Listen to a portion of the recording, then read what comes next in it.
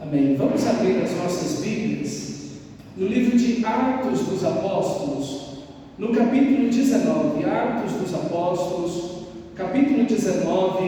Eu quero iniciar hoje com vocês uma série de mensagens sob o título Pacto pelo Avivamento. Orações que despertaram os maiores avivamentos. Nós temos orado, estamos num empenho maravilhoso de orar 3 vezes por dia aqui na igreja. Ao acordar, oramos a Deus, Deus aviva as nossas vidas, nos enche do Teu Espírito. Senhor, traz salvação nas nossas vidas, nas nossas famílias, nesta comunidade. Meio-dia fazemos essa oração também com o nosso coração, e antes de dormir fazemos. Então, ao acordar, ao almoçar e ao dormir, nós estamos orando, clamando ao Senhor por um avivamento. E eu creio, irmãos, piamente que essa é a vontade de Deus. Na semana passada nós vimos aqui na ministração de domingo as 3 armas da oração. Lembra das 3 armas da oração? Bater. Opa, muito bem. Pedir, buscar e bater. São essas 3 armas. Você pede, mas você busca qual é a vontade de Deus na sua necessidade. E quando você encontra a vontade de Deus, então você bate com todas as suas forças da porta da graça, com lágrimas, com seu coração contrito e quebrantado diante de Deus. Então você pede ao Senhor com todo o empenho. Eu quero dizer para você, meu amado irmão, que a vontade de Deus para a sua vida particular, individual, mas também para essa igreja, é que nós sejamos cheios do Espírito Santo. Que nós, como igreja, como indivíduos, tenhamos um avivamento, vivamos um avivamento. Essa é a vontade de Deus, e esse é um bem maravilhoso. O avivamento, na realidade, ser cheio do Espírito Santo, deve ser algo natural da vida cristã. É uma ação extraordinária do Espírito em nós, mas deve ser algo natural na vida cristã. O Espírito de Deus habitando em nós, então vivemos em plenitude de vida, vivemos plenamente a vida cristã. E aqui nós temos, lá em Atos 19, esse texto maravilhoso que descreve um avivamento que aconteceu nessa que é uma igreja modelo para nós, a igreja de Éfeso. Eu sou apaixonado pela igreja de Éfeso,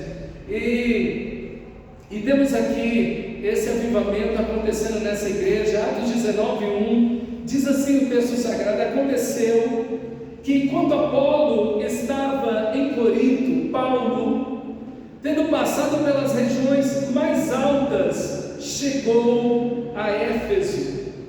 Encontrando ali alguns discípulos, perguntou-lhes: vocês receberam o Espírito Santo quando creram? Ao que eles responderam: pelo contrário, nem mesmo ouvimos que existe o Espírito Santo. Paulo perguntou: então, que batismo vocês receberam? Eles responderam: o batismo de João. Paulo explicou: João realizou batismo de arrependimento, dizendo ao povo que cresce naquele que deveria vir depois dele, a saber, em Jesus. Eles, tendo ouvido isso, foram batizados em nome do Senhor Jesus. E quando Paulo lhes impôs as mãos, o Espírito Santo veio sobre eles, e tanto falavam em línguas como profetizaram. Eram ao todo uns 12 homens. Essa igreja tão extraordinária que é a igreja de Éfeso, ela tem um início muito pequeno e simples. No finalzinho da segunda viagem missionária, quando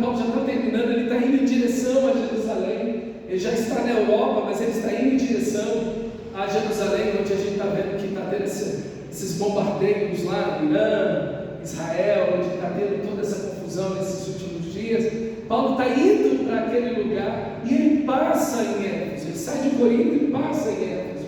E aí ele passa muito rapidamente e deixa ali Priscila e Áquila, esse casal maravilhoso que apoiava de forma tão bonita a obra de Deus, eram companheiros de Paulo. E eles ficaram ali e Paulo, eles começaram uma igreja, e quando dá aí mais ou menos uns 6 meses, talvez um ano, Paulo retorna a Éfeso, igual você está vendo aí. Eles pediram para Paulo: não vá, fique conosco. E Paulo diz para eles no final do capítulo 18: olha, se Deus quiser, eu vou voltar aqui. E de fato o apóstolo Paulo volta ali no início da sua terceira viagem missionária, onde ele vai saindo pregando o Evangelho. E ali, quando ele chega, ele encontra esses 12 homens ali.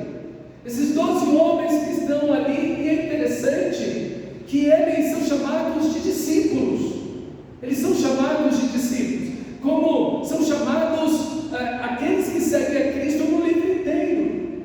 E Paulo olha para eles e vê que eles têm algum conhecimento de Jesus, eles têm alguma coisa de Deus em suas vidas, mas parece que está faltando algumas coisas. Parece que eles ouviram o Evangelho pela metade, eles não estão vivendo a plenitude do Evangelho e nem entendem plenamente o Evangelho. E ali Paulo então aproxima-se deles e ao conversar percebe essa situação, mas vê que eles têm uma fé em Cristo Jesus, eles têm uma fé no Messias, eles acreditam no Messias, mas eles não têm uma vida plena em Deus ainda. Parece que eles estão meio que amarrados em uma situação, parece que eles estão indo, mas ainda não foram, eles estão indo para algum lugar, mas ainda não chegaram. E nesse entroncamento que eles se encontram, o apóstolo Paulo então questiona eles: vocês foram batizados em que batismo? Quem batizou vocês? Como foi o batismo de vocês? E aí então eles falam: nós fomos batizados no batismo de João Batista. Não que João Batista tivesse batizado eles, porque nesse ponto aqui nós já temos aí uns 30 anos mais ou menos, quase, da morte e ressurreição de Jesus, 25, 30 anos mais ou menos da morte e ressurreição de Jesus. Então não era possível algo assim, mas o batismo de João era um batismo muito bonito, porque chamava as pessoas, então o batismo de Jesus foi batizado. Quando ele entra nas águas, João batiza, o Batista batiza, e então o Espírito Santo em forma de pomba desce sobre ele, os céus se abrem, e a voz de Deus diz: esse é o meu Filho amado, em quem tenho tanta alegria, tenho tanto prazer. Veja, o Pai, o Filho, o Espírito Santo estão ali, e era o batismo do arrependimento. Jesus se batiza, não porque ele tinha algo que se arrepender, mas para nos mostrar que o caminho do reino e a mensagem do rei, dele mesmo, do Senhor Jesus, o Rei dos Reis, é de arrependimento. Por isso que Paulo vai dizer aqui que esse é o batismo de arrependimento, e é o primeiro passo da vida cristã. O primeiro passo da vida cristã é o arrependimento. Por isso que a primeira palavra do Evangelho é arrependei-vos. É a primeira palavra que João Batista vai usar, é a primeira palavra que Jesus vai dizer quando ele inicia pregando o Evangelho. Diz: arrependei-vos, porque é chegado o reino de Deus, ou o reino dos céus. E aí as pessoas vinham confessando publicamente seus pecados, e foi exatamente o que esses homens fizeram. E eles provavelmente estavam na igreja, na comunidade, junto com as pessoas. Eles tinham consciência das Escrituras Sagradas, eles criam na palavra de Deus, nas Escrituras Sagradas. O texto diz que eles eram discípulos. Então eles creem nas Escrituras, eles oram, eles estão na comunidade, eles estão na igreja, eles frequentam os cultos. Enfim, parece que eles estão vivendo uma vida cristã normal, mas falta algo na vida desses homens, falta algo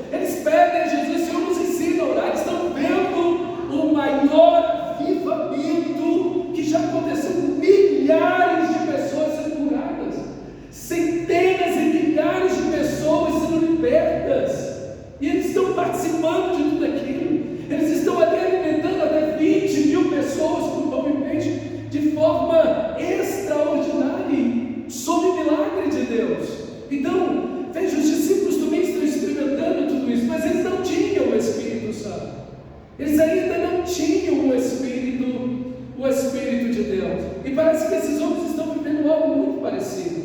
Muito parecido. E ao mesmo tempo que eles estão na comunidade e estão vendo todas essas coisas e participando de tudo isso, parece que eles não vivem de forma plena. Parece que não há vitalidade espiritual neles.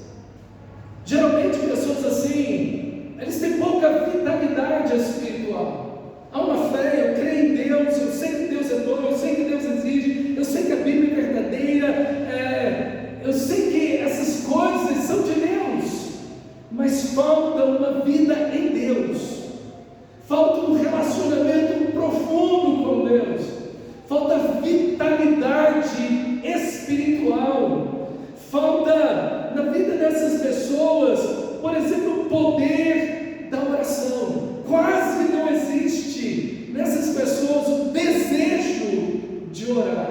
E muitas vezes nessas pessoas não há uma vida de oração. A oração é como alguns espasmos, né, que acontecem, né, de forma assim, em momentos difíceis, de luta ou de doença, e a pessoa então solta ali um grupo de palavras em oração, ou ora enquanto está no templo, no culto, alguma coisa assim. Suas orações não são fervorosas. Naturalmente, o seu testemunho é fraco. Essas pessoas pouca transformação você consegue olhar e identificar na vida dessas pessoas. Há muito pouco testemunho cristão, talvez a ética. As pessoas, não, eu sou um bom cidadão, eu sou um bom pai, uma boa mãe, enfim, mas não existe aquele testemunho cristão de uma vida transformada por Deus, aquele encontro que marcou a sua vida e que foi um divisor de águas. Dali por diante nunca mais fui a mesma pessoa. Nessas pessoas parece que isso não está nítido, presente. Eles creem na Bíblia, mas leem pouco a Bíblia. Eles conhecem de vários assuntos, dominam às vezes vários assuntos, mas quando você fala da Bíblia, daqueles que são os temas fundamentais das Escrituras, eles desconhecem, não sabem, não leem as Escrituras Sagradas. É bem o que a gente vê hoje em dia. 80% dos crentes pegam na Bíblia uma vez por semana no Brasil, geralmente quando está no culto, alguma coisa nesse sentido. Eles não veem também muita urgência em que o Evangelho seja pregado. Eles acham que as pessoas estão bem, que está tudo bem com elas, que o mundo vai bem, tem um problema aqui ou ali, mas esse negócio de falar de Jesus, de pregar o Evangelho, não há urgência.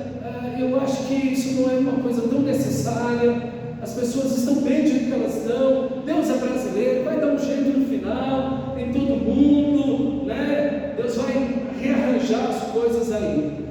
E eles não são suficientemente sal e luz nesse mundo. A gente vê alguma ética, mas não vê muita transformação em suas vidas. Quantas pessoas nós não conhecemos que estão assim? Não é verdade, irmãos? Quantas pessoas, quantos cristãos dentro das igrejas não estão do jeito que esses homens estão? Vivem, como diz o texto, e me espanta isso aqui. Pelo contrário, nem mesmo ouvimos que existe o Espírito Santo. Nem mesmo, pelo contrário. Vocês receberam o Espírito Santo quando creram? Pelo contrário, nem sabem quem é o Espírito Santo. Com certeza não eram judeus, esses homens. Porque se fossem judeus, eles entenderiam pelo Antigo Testamento que o Espírito de Deus, como diz a profecia de Isaías, o Espírito do Senhor Deus está sobre mim. Ele me ungiu para proclamar, enfim. E eles veriam pelo Antigo Testamento a pessoa do Espírito Santo, conheceriam a pessoa do Espírito de Deus. E meus irmãos, é muito comum hoje em dia essa situação. Assim como a cidade de Éfeso nós hoje também temos muitos desafios como cristãos. A igreja tem muitos desafios. Você tem desafios pessoais na sua vida, que só você às vezes sabe o que está passando. Às vezes as pessoas da sua família não contam para ninguém que está vivendo aquilo, que está passando por aquilo, que está sentindo aquilo. Às vezes as pessoas da sua família sabem, mas são problemas pessoais, situações pessoais que você tem, desafios, crises que você passa. E quando você é um cristão, isso parece que ganha tons mais cinzas, porque fica mais difícil, porque você serve a Cristo, você não anda como o mundo diz para você viver, você não faz aquilo que o mundo diz para você fazer, porque a cultura vai dizer para você: resolva um pecado pecando, resolva uma crise pecando. Então a cultura sempre vai te lançar essa ideia e você não. Você vai querer buscar a Cristo, você vai querer buscar agradar a Deus, e ali a sua crise acaba se agravando. Você também tem desafios familiares. Como é difícil desenvolver famílias saudáveis hoje em dia. É mais difícil hoje do que foi há 20, 30 anos atrás. É mais difícil hoje desenvolver famílias saudáveis do que antes do smartphone, por exemplo. Estava vendo uma delegada falando, ela disse: olha, 60% dos crimes na internet acontecem de madrugada. Se você retirar o celular do seu filho à noite, não deixar ele ter acesso ao celular à noite, isso já reduz em 60% a chance dele se envolver com o crime. Estou eu lá na escola para compartilhar lá no projeto das crianças, e eu ouço a pessoa da direção falar que uma criança, 8 anos de idade, 2 horas da manhã, mandando nudes.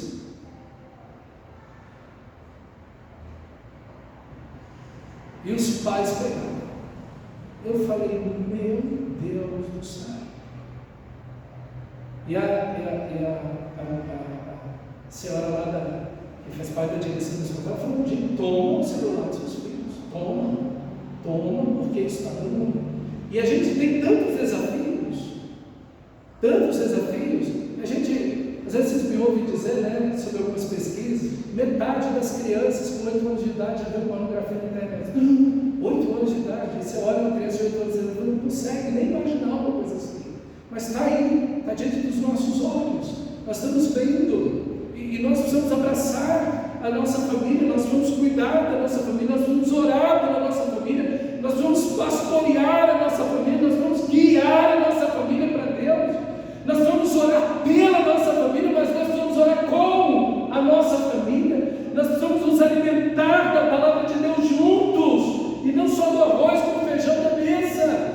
A gente precisa estar junto como família, orando, meditando nas Escrituras, adorando a Deus. A gente precisa fazer essas coisas, e cada vez fica mais difícil esse tipo de encontro, e a gente precisa priorizar isso, a gente precisa ser intencional em fazer isso. Então, a gente tem tantos desafios como família, como indivíduos, o casamento, enfim, mas também como sociedade. A gente vê a violência crescendo, a gente está vendo aí tanta coisa ruim, e a gente precisa ser um cristão mais forte.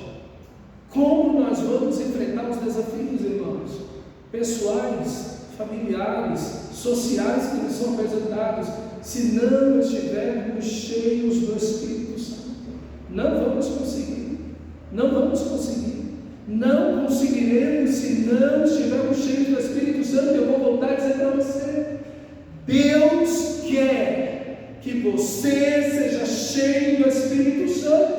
Essa é a vontade de Deus para a sua vida, essa é a vontade de Deus para essa igreja, para cada um de nós, para todos nós, a plenitude do Espírito, a vida em Deus, uma vida fervorosa, apaixonada por Deus, de mergulhar nas Escrituras, de ler a palavra, de se alimentar da palavra diariamente, de ter uma vida devocional sólida, de usar os meios que Deus nos deu, os meios para bebermos da sua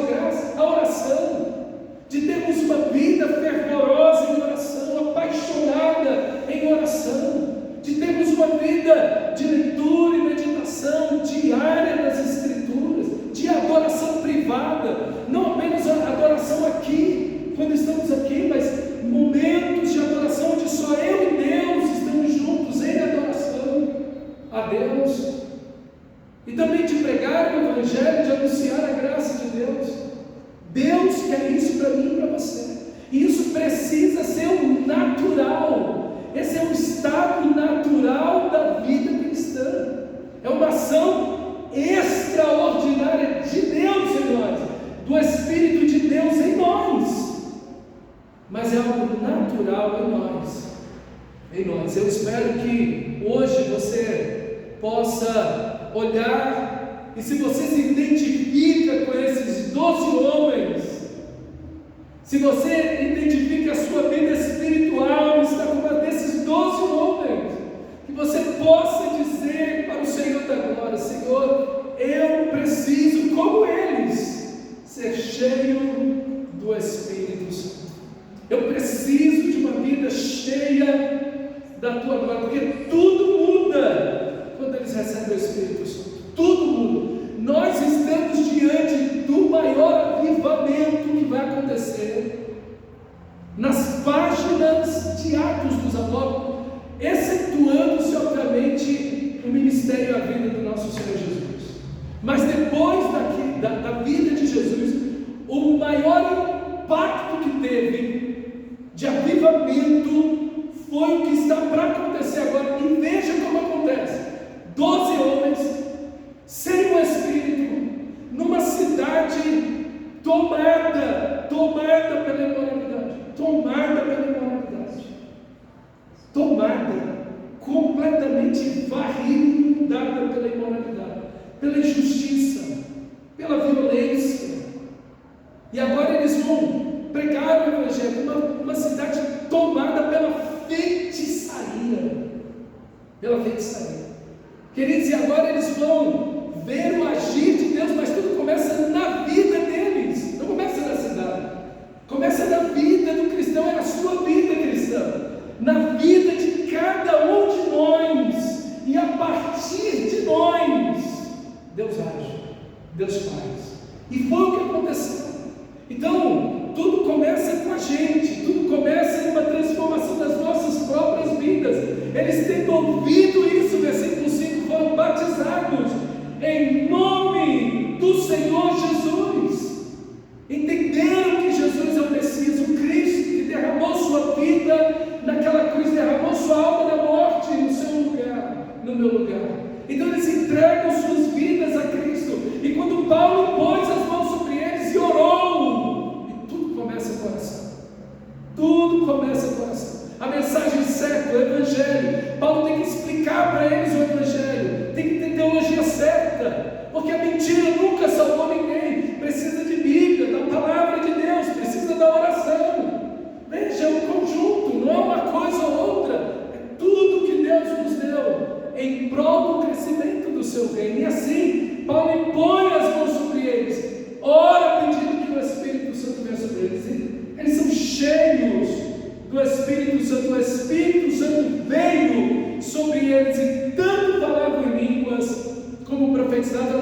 Ao todo uns 12 homens. E aqui nós vemos que tudo muda na vida deles.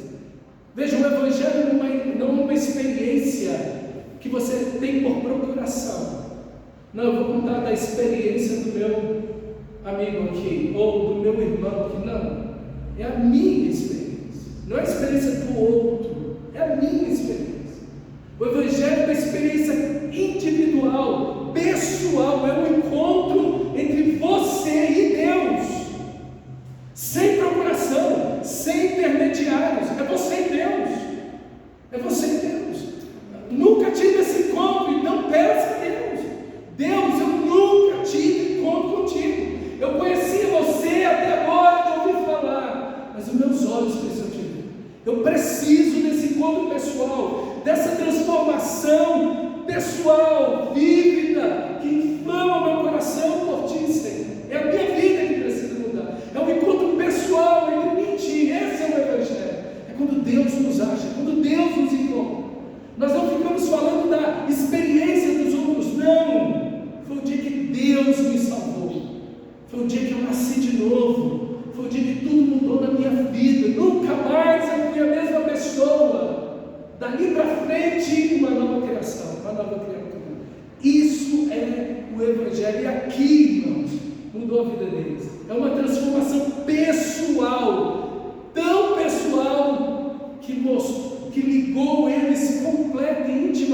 Deus, que é o que você vê na sua vida, de falar em línguas. O que é isso? Falar em línguas aí. É exatamente como Paulo vai dizer na primeira carta aos Coríntios, é orar, é intimidade com Deus, é relacionamento vivo com Deus, é falar, que aquele que fala em línguas fala com Deus. Não é que você tem que toda vez que orar falar em línguas, não é isso que o texto está dizendo. Mas mostra aqui esse relacionamento vívido, pessoal com Deus, transformador. Querido, isso é o Evangelho. Isso é o Evangelho. Isso é o natural do Evangelho, é uma vida poderosa de comunhão, oração e adoração diante de Deus, com Deus. Isso é o Evangelho. O Evangelho é isso. Você tem que ter isso na sua vida. Um encontro diário com Deus, por meio de uma vida devocional, em oração, adoração, comunhão com Deus, leitura da palavra, meditação no texto bíblico. É isso, queridos.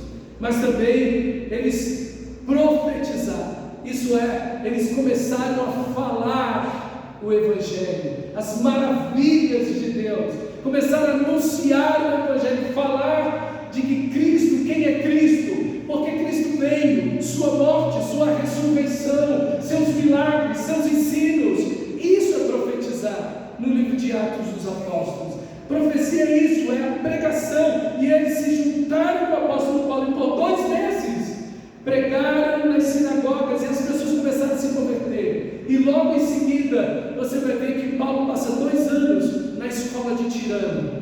Era o nome de um homem, ele tinha um local onde esse local ficava desocupado de meio-dia, 11h30, meio-dia, até as 3 da tarde. Porque nesse horário o comércio fechava. As pessoas muito quentes, preciso chegar a mais de 40 graus em alguns momentos do ano. Mas também chega até 11 graus, até menos, em outras partes do ano. Então, um lugar de calor e frio extremo. Então, nesses horários, principalmente no calor, as pessoas não queriam estar na rua. Mas veja, tem culto todo dia, de meio-dia até as 3 da tarde. E as pessoas estão lá, entrando e saindo, adorando a Deus, louvando a Deus, orando a Deus e ouvindo a palavra de Deus.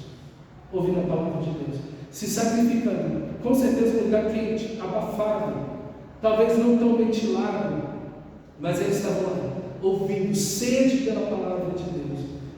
Importava conhecer mais a Deus, importava orar mais e ler mais a palavra, importava falar de Cristo para esta cidade que está tão perdida. Em 2 anos, toda a Ásia ouviu o Evangelho. Toda a Ásia ouviu o Evangelho. O que hoje é a Turquia. Toda a Ásia, em 2 anos. Eram 12 homens. Eram só 12. Mas eles, sob o poder do Espírito Santo, começaram a anunciar, conhecer a Deus, relacionar-se com Deus pelo poder do Espírito, e então anunciar o amor, a graça de Deus para aquela comunidade. Mas é interessante que quando Paulo escreve para essa igreja, ele não deixa de lembrar para essa igreja que eles sejam cheios do Espírito Santo. Abra sua Bíblia lá no livro de Efésios e veja comigo esses textos onde Paulo vai lembrá-los de que eles precisam ser cheios do Espírito, mas como eles serão cheios, como eles vão se manter cheios do Espírito Santo, como eles devem se manter cheios da graça de Deus, do amor de Deus, como eles vão manter firmes, como eles vão manter em chamas, em brasas vivas, o amor e a fé por Deus. Olha o texto do capítulo 6, versículo 18, capítulo 6, versículo 18: orem em todo o tempo,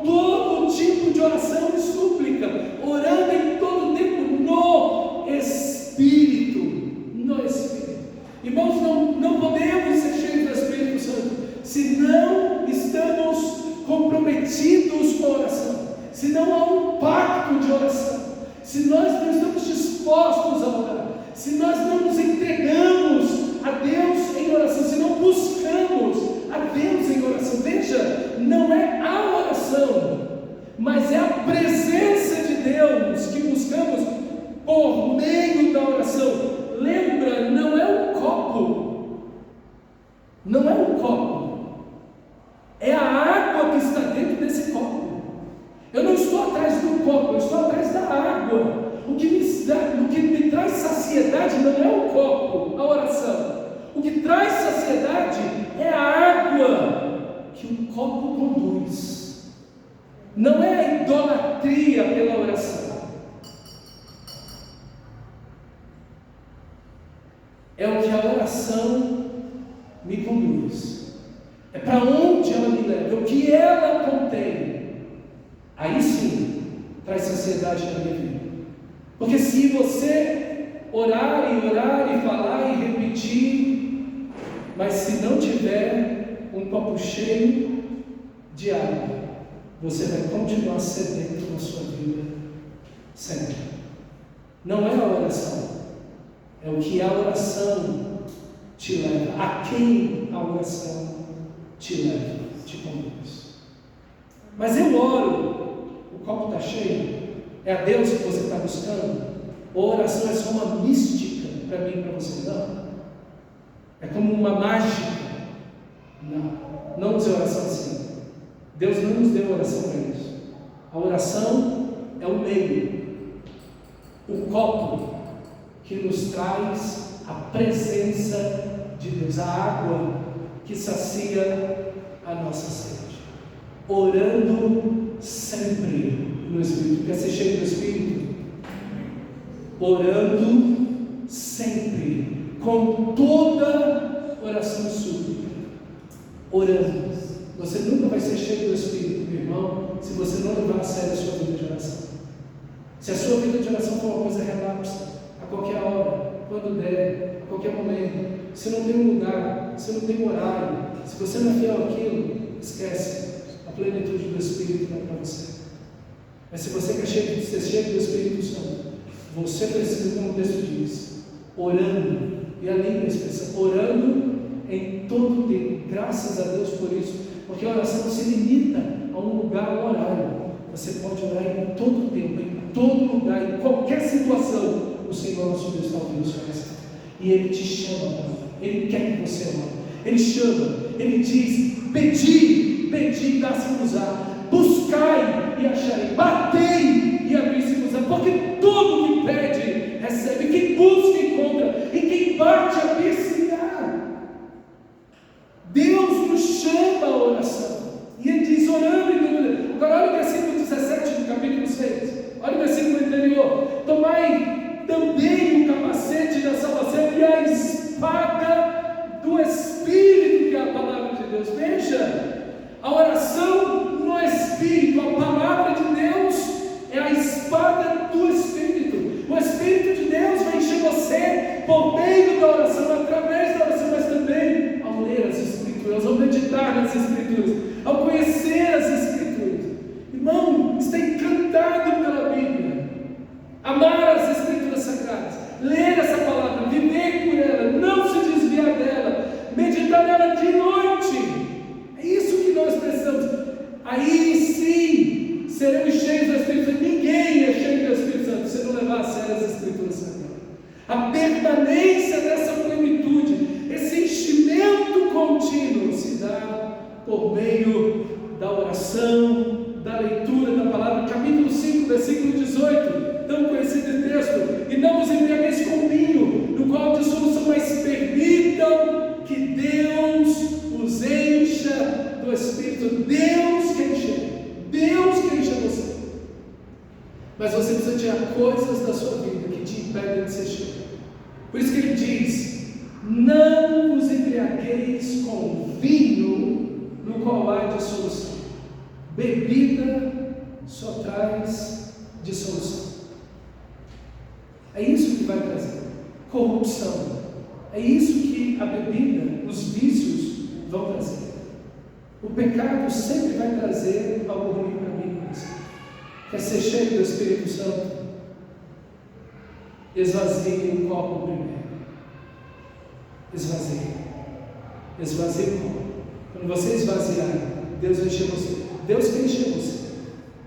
O verbo aqui é um imperativo no grego. Enchei-vos. Mas é um imperativo passivo.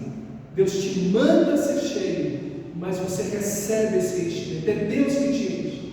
Veja, Deus está te mandando ser cheio do Espírito. Essa é a vontade de Deus, é o que Deus quer, é o que Ele ordena para mim e para você. Então você não tem nem que perguntar: Senhor, será que o Senhor quer me encher do Espírito Santo? A Bíblia já está dizendo que é. Então você bate agora esse prego nessa parede com tudo. Bate pedindo: Senhor, eu quero ser cheio do Teu Espírito, mas eu quero me esvaziar de tudo aquilo que me afasta de Ti. Eu quero abandonar pecados, eu quero abandonar vícios, eu quero abandonar prazeres pecaminosos, eu quero abandonar tudo isso, Senhor.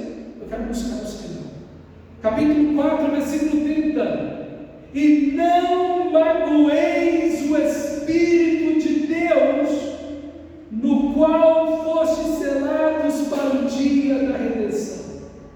Paulo vai dizer: longe de nós toda palavra podre, todo palavrão que a boca fala, disse Jesus, do que o coração está cheio.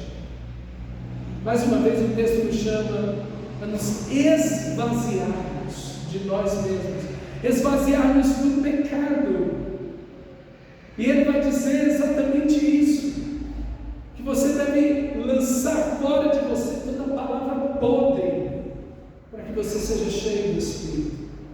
Meu irmão, Deus nos selou.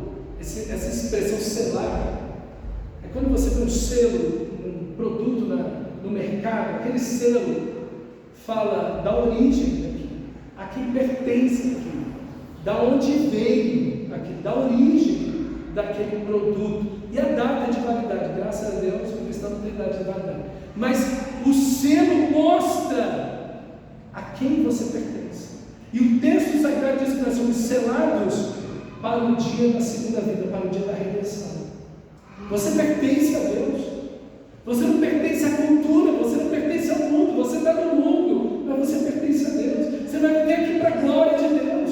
Então, longe de vós toda ira, gritaria, blasfêmia, maledicência. Paulo está chamando essa igreja a se esvaziar. A cultura está invadindo a igreja, invadindo a vida dos cristãos, e Paulo está chamando eles: longe de vós toda palavra podre, conversas imorais, palavrões, seja lá o que for. Não, irmão. Como é que de uma boca vai sair durante a semana palavrão e no domingo aqui vai adorar Jesus, cantando os pés de uma? Faz sentido uma coisa dessa? Não faz o mínimo sentido isso, irmão. Eu não falo palavrão porque Jesus não falou. Não é porque eu sou moralista ou eu sou conservador. Não é isso. Porque eu quero ser como o meu Senhor Jesus. Se o meu Senhor Jesus não falou palavrão, por que eu não falo palavrão? Que ideia é essa? Ah, não, mas todo mundo fala, tá? Todo mundo quer ser igual a Jesus? Não, não é só você que está. Então, siga Jesus. Não siga o mundo. Siga o seu Senhor. Capítulo 4, versículo 3: esforçando-vos diligentemente por preservar a unidade do Espírito, no vínculo da paz. A unidade do Espírito. Nós somos cheios do Espírito para estar juntos, para amar uns aos outros, para dependermos dos outros, para sermos uma bênção na vida uns dos outros. Alguém que diz que está cheio do Espírito e não está no culto, não está na igreja, não pertence à comunidade, não ama os irmãos, eu quero dizer para você que essa pessoa não está cheia do Espírito.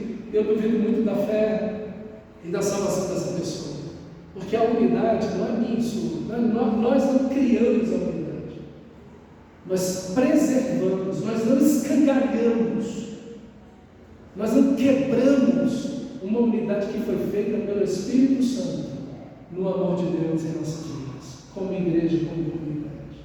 E sempre quando existe um avivamento, o diabo mete as patas dele para trazer divisão e briga com as pessoas. É impressionante, isso é história. Você olha o diabo dos apóstolos lá, o avivamento pegando fogo, aquela coisa linda, a gente se convertendo, daí a pouco tem gente lá brigando, lá está de comida. É assim, entendeu? Então, veja, irmãos, a unidade é o que Deus nos chama. Não dá para ser cheio do Espírito Santo sozinho. Veja, esses 12 homens foram cheios individualmente, mas eles estavam juntos e permaneceram juntos. É assim que somos cheios do Espírito Santo. Capítulo 3, versículo 16. Ora, Pai, que sejais fortalecidos com poder mediante o seu Espírito no homem interior. Esse fortalecimento diário em as lutas, as dificuldades, os sofrimentos, as tentações que passamos, somos fortalecidos com o poder de Deus. E os meios estão aí: culto, adoração, palavra, comunhão com Deus, comunhão com os irmãos, e são os meios de sermos fortalecidos. Capítulo 2, versículo 21, no qual todo edifício bem ajustado cresce para santuário dedicado ao Senhor, no qual também vós juntamente estáis sendo edificados para a habitação de Deus, o Espírito. Novamente a ideia da unidade. Uma igreja que é um corpo, é um edifício que não é normal, ele é um santuário onde Deus habita em nós, onde Deus habita em cada um, e Deus habita em nosso meio, e Ele é glorificado na vida de cada um, mas na vida de todos nós juntos. E assim Deus é cultuado e adorado em nosso meio. Meu irmão, que coisa preciosa! É a plenitude do Espírito, é uma vida, é um avivamento que Deus quer para nós. E cada culto você recebe mais fome de Deus, mais visitação de Deus, mais graça de Deus a cada culto que você vem. Glória a Deus por isso. E ele termina no capítulo 1, versículo 17: Deus nos concede espírito de sabedoria e de revelação no pleno conhecimento dele, de Deus. Pleno conhecimento de Deus, crescer no conhecimento de Deus, crescer no conhecimento da palavra. Deus se revela por meio da palavra. A natureza revela a Deus. A natureza, como diz Spurgeon, é o espelho de Deus, e é verdade, mas é um espelho no qual você vê Deus de forma embaçada. A redenção, a morte de Cristo Jesus na cruz, a ressurreição dos mortos, a presença, a plenitude do Espírito Santo, a vontade de Deus boa, perfeita, santa e agradável, é aqui que você conhece, é aqui que você vê. Enchei-vos do Espírito. Em que batismo vocês foram batizados? No de João. Recebestes o Espírito Santo? Pelo contrário, nem mesmo sabemos que existe o Espírito Santo. Eu espero que você não esteja assim, querido. Você esteja vivendo, nutrindo um relacionamento íntimo com Deus na sua vida, diário, pela presença e pessoa do Espírito de Deus. Pastor, me encontra assim, como esses 12 homens aqui.